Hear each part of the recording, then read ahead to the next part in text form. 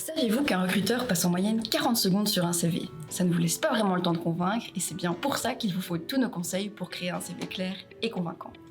Bonjour et bienvenue dans notre nouvelle série de vidéos dédiées aux jeunes et aux moins jeunes à la recherche d'un emploi.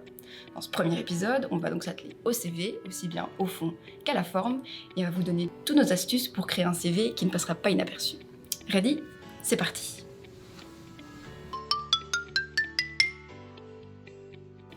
Entrons directement dans le vif du sujet. Que faut-il inclure dans votre CV? Alors un CV peut évidemment varier en construction, en forme, mais peu importe le design que vous lui donniez, le contenu sera toujours à peu près similaire. Donc avant de vous atteler à la création à proprement parler de votre CV, on vous conseille de commencer par établir une liste des choses à y inclure. Alors commençons par le plus simple, évidemment c'est votre identité. Il est indispensable d'indiquer qui vous êtes sur votre CV. Un super CV, c'est très bien, mais un super CV avec des infos de contact, c'est encore mieux. Sans ça, les recruteurs ne savent simplement pas qui vous êtes et ne savent pas vous contacter. Pensez donc à inclure les points suivants. Votre nom et prénom, votre date de naissance, votre adresse email et votre numéro de téléphone. Ça, c'est les points vraiment indispensables. Mais vous pouvez aussi également rajouter d'autres éléments tels que vos réseaux sociaux, professionnels évidemment, votre région. Ici, il n'y a pas besoin d'indiquer votre adresse précise, simplement une région assez générale, c'est tout à fait suffisant. Indiquez également si vous êtes en possession d'un permis de conduire et un lien vers votre portfolio si vous en avez un, si vous cherchez une fonction un peu plus créative. Alors, après avoir mentionné vos informations de contact, il est temps de présenter votre parcours professionnel. Ici, c'est important d'essayer d'organiser vos expériences dans l'ordre antichronologique, c'est-à-dire en commençant par la plus récente. Pour chaque expérience, pensez à inclure les éléments suivants. Le nom de l'entreprise, le titre du poste que vous occupiez, votre date de prise et de fin de fonction si vous avez démissionné ou si, pour une quelconque raison, vous ne travaillez plus dans cette entreprise. Et ensuite, détaillez vos tâches et vos réalisations pour chacune des expériences en liste à puces. Essayez d'inclure des éléments et des résultats chiffrés, ça va vraiment donner une dimension supérieure à votre CV. Vous pouvez aussi inclure des verbes d'action qui vont également vous aider à transmettre certains détails de manière plus précise. N'hésitez pas aussi à donner des exemples concrets. Par exemple, à la place de simplement dire quelque chose comme « gestion des ventes aux particuliers », on va plutôt essayer d'écrire quelque chose de plus précis comme « augmenter le revenu généré par les ventes aux clients particuliers de 10% en fluidifiant le parcours d'achat en ligne, par exemple, à la suite d'une analyse complète du comportement d'achat de ses clients. » Pour chacune de vos expériences, essayez d'inclure ce genre d'exemple. Si vous sortez tout juste de l'école, n'hésitez pas à mentionner les accomplissements que vous avez pu réaliser pendant vos stages, pendant des travaux de groupe ou des projets scolaires personnels. Les recruteurs savent évidemment que vos expériences ont été plus courtes et ils ne s'attendent pas à ce que vous ayez révolutionné la vie de l'entreprise dans laquelle vous avez effectué votre stage. Mais vous pouvez quand même oser vous mettre en avant, par exemple en mentionnant des commentaires positifs que vous avez reçus de la part de votre maître de stage ou de collègues que vous avez rencontrés durant cette période, et également mentionner ce que vous avez appris de pratique pendant votre formation, des outils que vous avez utilisés par exemple. Selon l'étape de votre carrière dans laquelle vous vous situez, cette partie sur votre parcours scolaire va être plus ou moins longue et plus ou moins importante. Si vous êtes un professionnel déjà bien établi, il n'y a pas besoin de donner énormément de détails. Vous pouvez simplement mentionner l'établissement dans lequel vous avez étudié et indiquer les formations finales que vous avez suivies. N'hésitez pas quand même à ajouter des formations que vous avez pu suivre pendant votre parcours professionnel, ça c'est très intéressant.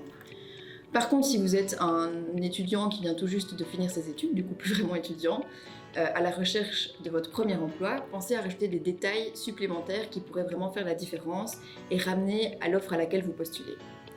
On peut par exemple penser à des éléments tels que certains cours que vous avez suivis qui sont pertinents pour le type d'emploi auquel vous postulez, des projets de groupe ou toute autre information qui pourrait montrer que vous êtes le candidat idéal pour ce poste. Cette remarque, elle est d'ailleurs bonne pour tous les candidats, peu importe votre expérience. Adapter votre CV à l'offre à laquelle vous postulez, c'est vraiment un point super important qui peut vraiment faire la différence. Ça attirera davantage l'œil du recruteur qui remarquera cette pertinence de votre profil, comparé à d'autres candidats qui auront peut-être simplement réutilisé un CV commun qu'ils ont créé pour toutes les entreprises. Essayez donc par exemple de reprendre certains mots-clés que vous avez pu repérer dans l'offre d'emploi. Le but c'est pas de faire une copie conforme de la description de fonction, mais bien de montrer que votre profil correspond à ce que l'entreprise recherche. Alors évidemment, d'autres éléments à ne pas laisser de côté, ce sont vos compétences, aussi bien vos hard skills que vos soft skills. Alors nous, on va commencer par les hard skills. Vous savez probablement ce que c'est, mais on va rappeler juste au cas où. Les hard skills, ce sont des compétences techniques qui peuvent s'apprendre et que l'on peut mesurer. Par exemple, ce sont des compétences telles que vos connaissances linguistiques. Ici, pensez à ajouter un niveau de connaissances standardisé, c'est très utile pour les recruteurs. Ça peut aussi être la maîtrise de certains logiciels ou la connaissance d'un langage informatique, d'une technique, d'un procédé. Et ensuite, de l'autre côté, on a les soft skills. Les soft skills, elles ont un angle beaucoup plus humain et elles relèvent de la personnalité et de l'attitude de chacun. Elles ne s'apprennent pas, et donc c'est des compétences qu'on peut relier par exemple à la créativité, la curiosité, la flexibilité, l'intelligence émotionnelle, l'aisance relationnelle, la bienveillance, la capacité à déléguer, et bien d'autres évidemment, c'est une liste non exhaustive. Alors maintenant que vous avez rassemblé l'ensemble des éléments vraiment indispensables à votre CV et des informations un peu plus sérieuses, si on peut dire ça comme ça, il est temps d'en dire un peu plus aux recruteurs sur la personne que vous êtes, sur vos hobbies, sur vos passions. N'hésitez pas à indiquer ces derniers, particulièrement s'ils ramènent à l'offre à laquelle vous postulez, c'est un point qui serait plus que différenciant pour vous. Mais même si ce n'est pas le cas, c'est tout de même intéressant pour le recruteur de voir quels intérêts vous avez en dehors de votre vie professionnelle. Et puis ça peut aussi, avec un peu de chance, déclencher des conversations intéressantes lors d'un entretien d'embauche si votre CV les a convaincus. Et avec tous nos conseils, il n'y a aucun doute, vous aurez des entretiens. Alors voilà, là on a repris un peu l'ensemble des informations importantes à mentionner dans votre CV. Et il est temps de s'attaquer à la forme. Let's go! Alors pour la forme, nous on travaille en 7 règles d'or. Le contenu de votre CV, il est certainement ce qui importe le plus, mais un layout, ça peut vraiment influencer la manière dont un recruteur perçoit votre CV, et également perçoit votre personnalité. La manière dont votre CV est construit, ça en dit beaucoup sur vous et sur votre caractère. Alors la première règle, c'est 2 pages maximum. L'objectif d'un CV, c'est de résumer votre vie professionnelle et pas de raconter votre vie en général. 2 pages, c'est donc plus que suffisant. Si vous êtes tout juste diplômé et que vous avez que quelques années d'expérience, 1 page c'est tout à fait suffisant également. Après évidemment plusieurs années d'emploi, vous pouvez aller jusqu'à 2 pages afin d'être quand même assez précis dans les descriptions de vos expériences. La deuxième règle, c'est d'utiliser des titres. Pour chacune des catégories qu'on a mentionnées juste dans la partie précédente, veillez à ajouter un titre clair dans votre CV. De cette manière, les recruteurs peuvent voir rapidement ce qu'ils veulent trouver dans votre CV et s'ils le trouvent ou pas. Vous pouvez utiliser simplement des informations personnelles, éducation, expérience, compétences et ensuite passion et hobby. Ça suffira amplement. Notre règle numéro 3, c'est d'utiliser des listes à puces. Il n'y a rien de plus simple pour bien structurer votre CV. Vous pouvez préférer donc des listes à puces que des longues phrases ou des longs paragraphes qui vont être plus difficiles à lire. Il ne faut néanmoins quand même pas en abuser. L'objectif c'est bien de rendre votre CV clair et pas l'inverse. Notre 4e règle, c'est de choisir une police lisible. C'est essentiel de choisir une police qui rendra votre CV facile à lire. Alors nous, on vous suggère des polices telles que Calibri, Times New Roman ou Arial par exemple, qui sont extrêmement simples à lire. Évitez des polices fantasy comme par exemple celle-ci, celle-ci, celle-ci ou celle-ci. Choisissez-en une et utilisez-la pour l'ensemble de votre CV.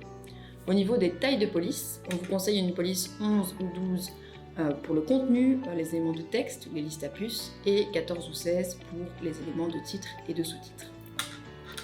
La règle numéro 5, c'est de garder un style global. C'est important de garder une structure et un style cohérent sur l'ensemble de votre CV. Ça va vraiment le rendre plus clair et plus évident à lire et à comprendre pour le recruteur. Règle numéro 6, less is more. Un CV original, ça peut être un réel atout, surtout si vous cherchez une fonction plus créative. Mais essayez d'éviter d'ajouter trop de couleurs ou d'effets ou de détails, ça le rend juste difficile à lire. Règle numéro 7, qui se relie à la première partie de ce CV, c'est pas d'exagération. N'essayez pas de vous vendre trop, même si c'est très important de vous vendre, ne mentez pas, n'exagérez pas vos compétences et n'inventez pas des choses que vous n'avez pas faites, ça ne sert à rien et ça pourra juste se retourner contre vous dans le futur. Ensuite, il y a toujours cette question de photo, pas photo, qu'est-ce qu'on fait? Lors de la création d'un CV, on se pose souvent cette question-là, savoir si on devrait en mettre, si on ne devrait pas en mettre. Sachez que la plupart des recruteurs ne voient pas la photo comme un point indispensable, mais plus comme un bonus, une manière de voir qui vous êtes, mais personne ne va pas retenir votre CV parce qu'il n'y a pas de photo dessus. Pensez, si vous choisissez de mettre une photo, à choisir une photo assez professionnelle, qui fera bonne impression. Donc il y a quelques règles à respecter.